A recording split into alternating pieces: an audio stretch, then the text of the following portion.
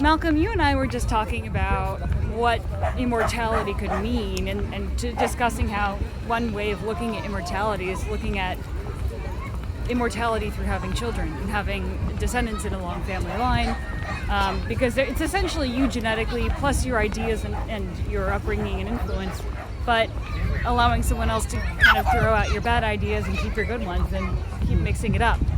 And I just figured it would be fun to talk a little bit more about one's sense of self, because I have to say the way that I view myself in some ways has changed since I met you, and in some ways is different now.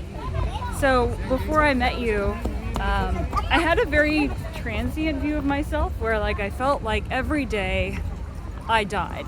And I'm just kind of an army of different selves that are all very close copies, that are all kind of fighting for the same identity and serving the same identity. So the person I am today is going to die, but my hope as this one Simone Day X This one iteration does an honorable job serving the concept of Simone.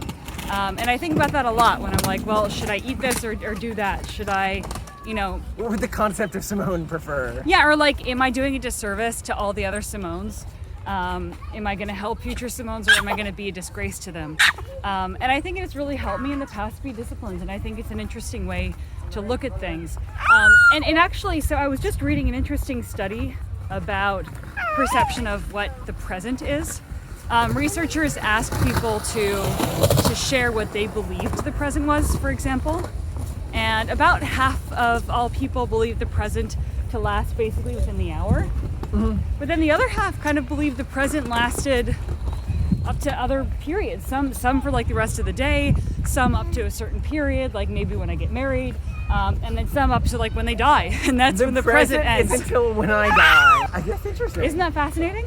And then they also wanted to take that, because they're like, okay, we understand that people perceive the present very differently. What do we do with this information?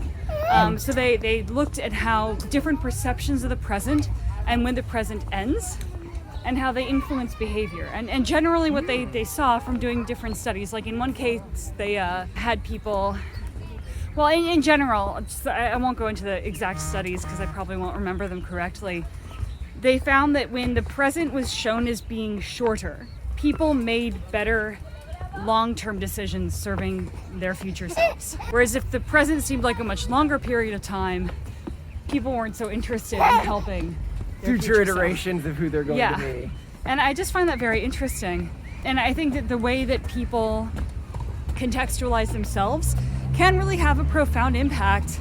So not just contextualize the present, but contextualize themselves really can affect behavior, and what we decide to eat, and how we decide to take care of our health, and if we decide to invest our money or spend it all on pizza, which is... Why can't we spend all our money on pizza? Cheesy. I've been pushing for that. I've been pushing for more money on pizza. She doesn't understand the wisdom in a pizza-based portfolio. That's because I'm a deep dish girl and you're a thin crust man. Some things just can't be reconciled. You like deep dish? Didn't you complain about deep dish? No, I love deep dish. You just don't... You don't know the deep secret of my deep dish obsession. Their deep dish depravity. This is all to say, speaking of our deep disagreements, I actually do feel extremely united with Malcolm, and this is something else that has changed my behavior. In the past, before I met Malcolm especially, I assumed that I was going to live alone forever and never get married, and I definitely viewed myself as myself. Now, I definitely view myself as Malcolm and this nugget here and me. And they're all kind of the same entity. Steven Universe fusion style. Ew. Yeah, I don't know. I don't watch that show. I like that show, but I think it's a good. I like parts of that show, but I do like the concept of a person's identity is fluid and can change between being the same or part of the identity of someone they're close with, or it can be entirely independent. And how people's identities can merge can either make them stronger as a unit or be inherently destructive to this new entity. Well, and I think that the way that someone contextualizes themselves and their identity can have a profound effect on their relationships. If you have a disagreement, for example, in a relationship, and you view your identity as you, and how do I get what's best for me, you're going to start fighting for stuff in a disagreement in a very different way than if you view what's the best answer for a relationship. So I think it's really interesting that a lot of problems with relationships that maybe therapists are helping couples with could actually just be solved by changing the way that people literally define themselves, rather than just by like, well, how do we communicate better and how do we resolve these arguments and talk productively.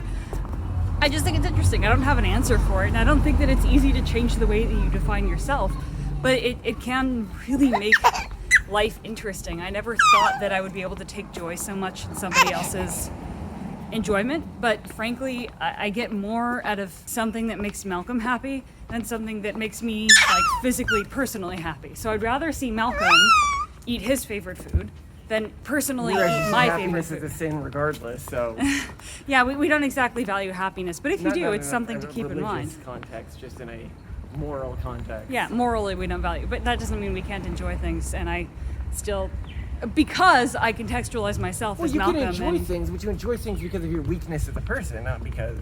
Because I value happiness, exactly. But it's interesting. So I'm curious to see how you define yourself. If you're willing to share it with us, make a comment.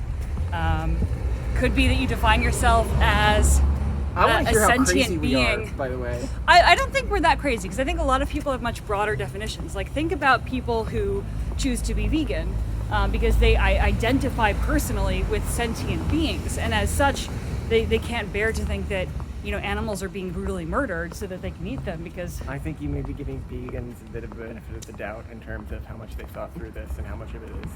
virtue signaling? I think some really believe in it and some don't. But yeah, anyway, let us know what you think. We're very curious. And thanks very much for hearing us out.